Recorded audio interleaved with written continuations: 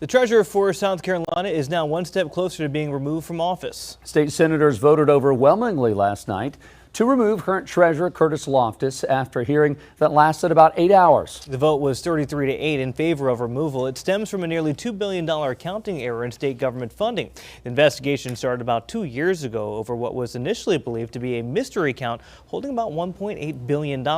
After months of trying to figure out what happened to the money, it was eventually determined most of it never even existed in the first place. Loftis has refused calls for him to step down, labeling the effort a witch hunt, but his own Republican colleagues disagree.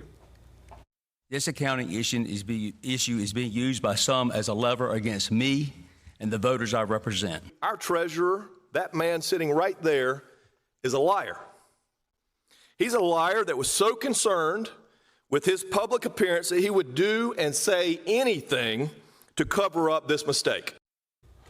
Republican leaders in the state house have not said whether they'll take up their own vote, but if they do, in the House rather, if they do the 2/3 vote to remove Loftis, he would no longer be the state treasurer.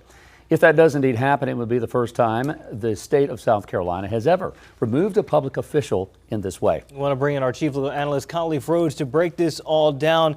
Khalif, Curtis Loftis' team is arguing due process wasn't followed, needs to go to the House first there for an impeachment. Where do you stand on the legal argument surrounding Loftis? I think this is the process that they've went through is correct, that the Senate can draft this and pull this in as they did, and the vote what they needed with the numbers were there, 33-8. So now the House can take up this matter if they want to. As you mentioned in the lead-in, this will be the first time in South Carolina history, and we're not talking about pennies. We're not talking about a couple $1,000s or a couple $1 million. We're talking about a couple $1 billion. And so this isn't anything to play around with. And they weren't mincing words at this hearing. This hearing was something that was extremely contentious, and it was like any type of legal proceeding where you have both sides attempting to state their case. You have one side, as we saw in the lead-in, talking about him lying and him wanting to protect his image. I'm doing this job for 14 plus years and trying to protect the history of what he's done as being the man of the people and ensuring that the taxpayers aren't going to be extremely taxed. On the other side, you have his defense attorney, his attorney, I should say, attempting to paint a picture of him as someone that is there for the people, that this shouldn't be the process, well, how you remove him. The process should be the voters. If you don't want him to be in office in 14 months, guess what? There'll be an election. Allow him to run for office and then see how the voters make a determination if he should be removed or not, basically saying that this impeachment process should not even occur at all. Someone eventually has to take full responsibility for not reporting, even though it wasn't real money. The error was huge in the billions. Someone's got to take responsibility for this. If you are Loftis's attorney, what can he say? What should he do to try to keep his job? Jason, it may be inevitable, but I like that question. They asked him that, and Loftis responded and said, what do you want me to take responsibility for? Because it's complicated. There seems like there were a number of issues that occurred. It wasn't just one situation, like I pushed this button and, oh man, guess what? 1.8 billion just popped up. There were probably a number of mistakes, and he took accountability for the mistakes. And he said, maybe I missed the mark in a certain number of places, and it would be my job and my goal to do better as I go forward. But trying to figure out where the mistakes were made, taking accountability up front, I think the damage was done, at least in the eyes of the senators that voted yesterday, in his lead up to this. He was very defensive prior to this. He was lashing out at a number of folks. He was pointing the blame. It was everyone else but me that we did what we were supposed to do.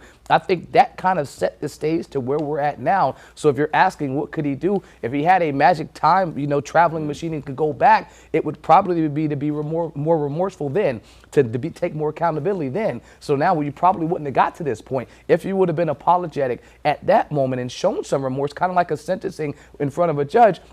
I think we would have never got to this point. They probably would have allowed him to retire and then not seek office. Now what you set this up for is I'm going to be impeached. So now you know what? I've testified before you guys that I'm not going to run. I'm going to run. You guys are going to try to impeach me? Good luck. I'll be running for office in 14 months anyway. So now this back and forth is going to set up the problem where is that as one of the senators said, every time we vote for office next year, it'd be a vote for him because he's a Republican with us. And so good luck removing him now. He'll just be right back in office next time. So this is going to be contentious, and I don't think it ends well for either side. Khalif, when you talk about the Senate and eventually a House hearing if they decide to take the matter up, it's different from a courtroom in some senses because the jury is essentially the senators or the House lawmakers there. What is the burden that you have to prove there, or is it just can you convince the lawmakers one way or another? It's willfully neglected his job. That's what the standard is, and so that's what they're attempting to prove. And it is like a courtroom. It is a hearing. You are presenting evidence. You are making statements and testifying. You're giving your opinion. You're trying to persuade in not just a box of 12 jurors of your peers, but all of your other elected officials. And so most time when you walk in the room, unlike a jury, you can't deliberate before you get to the end of the case.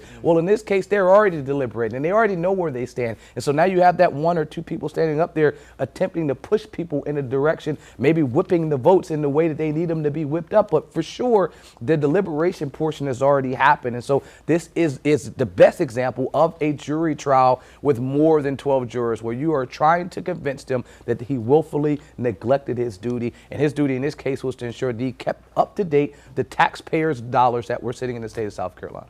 Again, House have to agree, 2/3 vote in order for him to be removed. We'll have to see how the House votes. Khalif, thanks. Appreciate that.